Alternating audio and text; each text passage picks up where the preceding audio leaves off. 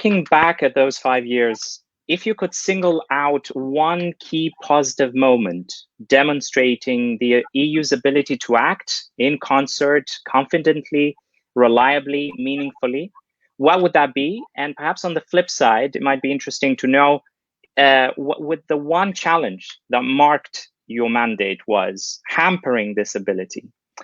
Ms Mogherini, please. Yes, well, it's a pleasure to be back, even if virtually, with both of you. Thank you for the invitation. Hope that next occasions will be in presence, indeed, looking forward. It is indeed one of the most challenging positions, probably, but also one of the most exciting ones. I cannot imagine, apart from being a rector of the College of Europe, which I am now, I cannot imagine a more exciting role.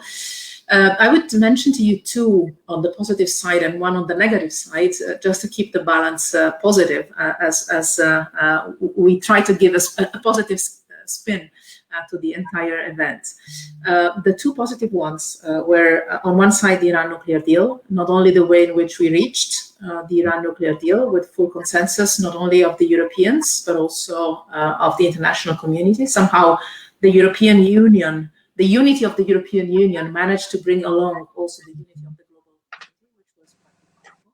But also the way in which we managed to stick to it in the moment when the US administration, with the Trump decision to leave the agreement, was challenging the existence of the agreement. And somehow there, I believe, I was very proud of us Europeans, because I think that everybody was looking at us. And if we were not, in that moment, if we're not reacting, saying clearly we're staying, so please all the others stay, it would have collapsed immediately. And today, talks on the resumption of the agreement wouldn't be possible. So in that case, I was very proud. And we served not only the European interest, but also common goods, I would say, globally, for peace and security.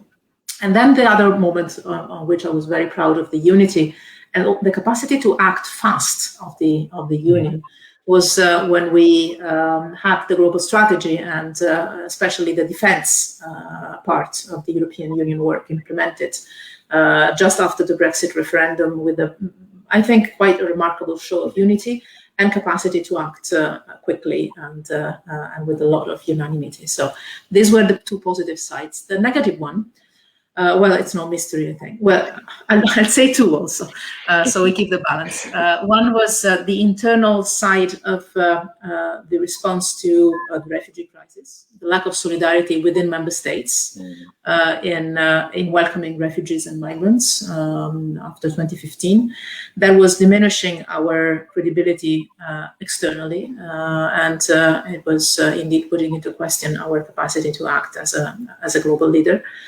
And the second one was also, this is not a mystery, I felt we were doing a mistake, and I didn't feel proud of the Union when the Council decided not to decide on opening accession negotiations with Albania and North Macedonia. I think that was a mistake at that time. It was 2019.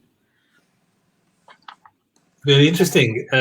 You mentioned some of the hardships and the difficulties, but I would like to ask about another dimension, which is very important for the European Union in past, present, and future, the transatlantic partnership, which was not the easiest at your time in office. How do you look back to this period, and would you say that the new administration is offering your successor better opportunities, and what would that be?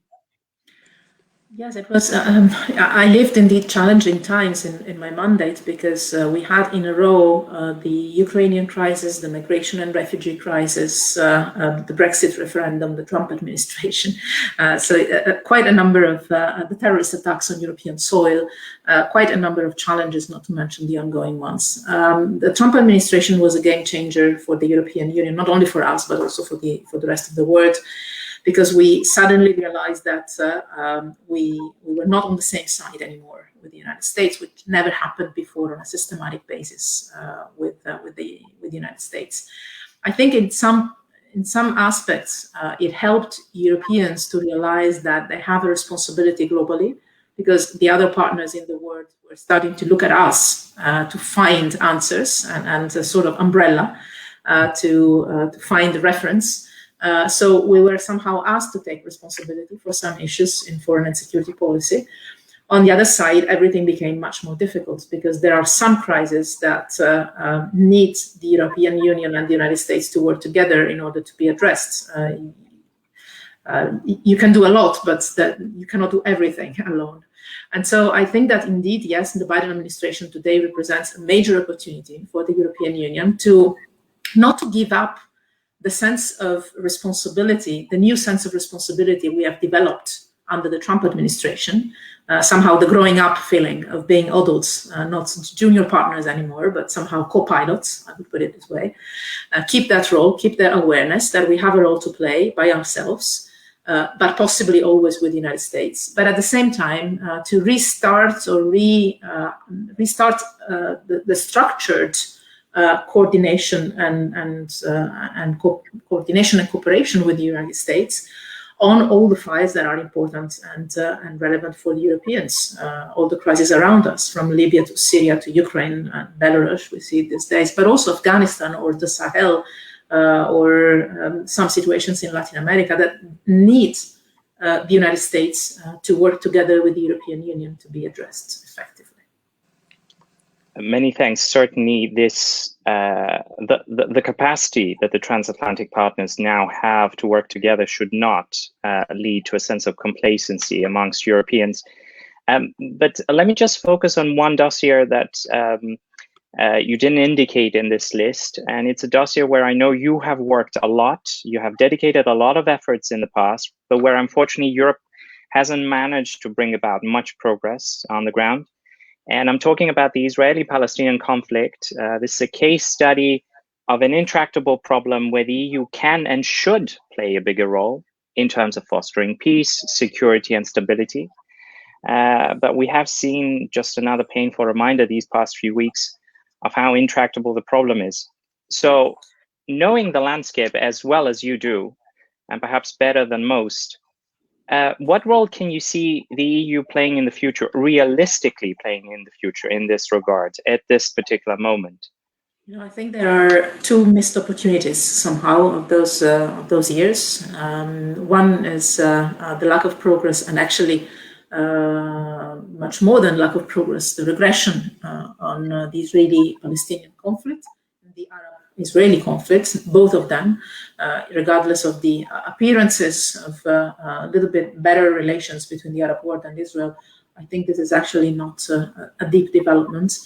The lack of progress on that side, and also the lack of progress on the Syria crisis. These two issues could have been addressed differently in case we had a different administration in Washington after 2016. I think that was the turning point, because both the Syrian crisis and the Israeli-Palestinian issue are issues on which the European Union has definitely a central role to play, but neither of the two can be solved completely without the United States playing an active and coordinated part with the European Union. So the moment when the Trump administration somehow diverted from the traditional US policy, which is also the traditional UN policy in that context, for the European Union, somehow the challenge became not so much solving the crisis, but doing damage control, avoiding that the wars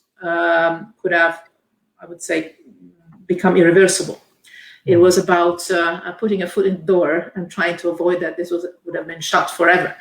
And I think that, you know, in some cases you have a lot of frustration for what you have not managed to solve. But on the other side, you also have to consider what would have happened if you were not playing that kind of role. Probably, this is not really on a positive side, but probably things would have gone much worse if the European Union were not there to try and advocate for things that the United States in the meantime were not advocating anymore. But it's true, my very first trip, my very first visit when I took office in Brussels in 2014 was to Israel and Palestine, including Gaza. And I perfectly remember I said, I believe that in the 5 years of my mandate, this conflict can be solved. And I still believe it could have been solved. And I still believe it can be solved in the next 5 years. I think the solution is quite well known to everyone, realistically. The European Union has a big role to play there in order to incentivize the different players to reach the solution. The key element there is the political will. Mainly the political will on the Israeli side and the political capacity on the Palestinian side. But both can be addressed if together the European Union and the United States can and will join forces. We already have a question in the chat box, but I was thinking about one of your previous answers, because you expressed, not unexpectedly, a kind of regret about the enlargement process not switching gear and not moving ahead when it could have. And I was just wondering, there is another important relationship, which is the so-called Eastern Partnership, when people for years were wondering whether this is going forward or backwards, and now we know it was going backwards instead of forward. But will anyone be able to put this together again? I mean, is it actually the good concept we have been trying in previous years? The Eastern Partnership, you mean? Yes, I think it had and it has still a nudge of interesting concepts. I still believe that there is a reason for having the 6 countries of the Eastern Partnership together, even if indeed the challenges today are immense, and it's difficult to imagine defining Belarus a partner today, obviously. But I still focus, if you look at the people and if you look at the countries and not just at the leaderships or the authorities or the institutions, then you realize that it makes sense. I deeply believe that if you look at the countries, if you look at the population, if you look at the citizens, there is a noyau, there is a bulk of interest and consensus about a strengthened relation between each of the 6 and the other 5. And each of the 6 and the European Union and the member states of the European Union. The point is, I believe, that it needs to be really tailor-made. I have the impression that in the very beginning of the elaboration of the concept, there was a little bit this idea of the spheres of influence approach, also from the European side, which I believe was not the right way to go. In fact, we shifted towards a different kind of approach, saying being in a partnership with the European Union is not against anybody. It's for your people, it's for your country, and you can be friends with many. You don't have to choose a binary choice. This is not the Russian attitude, but it has to be the European attitude, to say you can be partner of the European Union, and yet you don't have necessarily to cut all your links, cultural, religious, economic, whatever, with Russia. Because we believe in cooperative systems of dialogue and multiple relations. Again, it's not necessarily the Russian approach, but I think it has to be the European approach. And I think it is right to focus, even on Belarus these days, on democracy, human rights, and rule of law domestically, rather than on the spheres of influence, geopolitical analysis. I don't think this is the point. I think the point is the promotion of better conditions inside these countries, each of them, with all the instruments that are at the disposal of the countries themselves. But again, countries are not only the institutions or the leaderships, are the people. And I think this is a very progressive way of seeing things. Many thanks. We have a question from the audience, and I'll try to tie that into a concluding question for you. The question is about international cultural relations, the power of public diplomacy, an area where, again, Europe can and should play a much larger role. But let me tie that into something else. We have to take into account the widely different and deeper challenges the EU is faced with today, compared to at least a decade, 2 decades ago, which in part brought about the tremendous progress in terms of defense that you alluded to. But at the same time, there are ample reasons or ample actors and factors who'd like to question the EU's geopolitical standing, its strategic relevance, but also its normative pull. And certainly you, again, alluded to an area where the normative pull of Europe has taken a hit over the past few years. Now, we hear a lot about power. We hear a lot about geopolitics. How would you advise your students to think of Europe and power with the future in mind? This is a very interesting question. I mean, it's a question indeed that some of my students have asked me in the dissertation of the thesis, because many of the master theses have to do with the concept of a geopolitical commission, of Europe that needs to learn the power, the language of power, and they are focusing a lot on that. And so I've been reflecting on these issues in the last few months. I'll tell you my personal point of view. I think that the real power of Europe is not in the use of the language of power. I think the real power of the European Union is in the use of the cooperative language. It's not fashionable today. It's not the buzzword. The buzzword today is the power struggle, is the strength, is sometimes not only the competition, but sometimes even the confrontation. Who wins?